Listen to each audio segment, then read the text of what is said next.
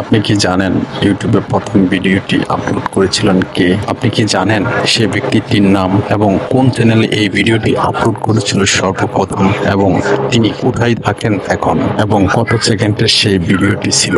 বিস্তারিত সব তথ্যের উত্তর পেয়ে যাবেন আজকের এই ভিডিওতে। এই অসাধারণ মানুষটির নাম জাভেদ করিম। তিনি ইউটিউবের 3 জন সহ প্রতিষ্ঠাতার একজন।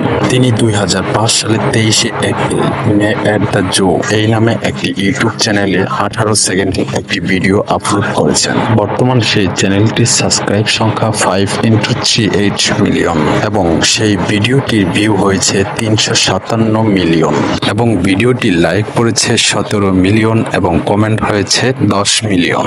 এই ছোট্ট ভিডিওটিতে তিনি আমেরিকার এক চিড়িয়াখানা দাঁড়িয়ে হাতির কথা বলেছিলেন। এই ভিডিওটির মাধ্যমে ইউটিউবের যাত্রা শুরু হয়। জাভেদ করিম 1979 সালে 28শে অক্টোবর পূর্ব জার্মানি ম্যাসবার্গ শহরে জন্মগ্রহণ করেন। তার বাবা ডক্টর নিজামুদ্দিন করিম একজন বাংলাদেশি বিজ্ঞানী, মা কিস্টন করিম একজন জার্মানি অধ্যাপিকা।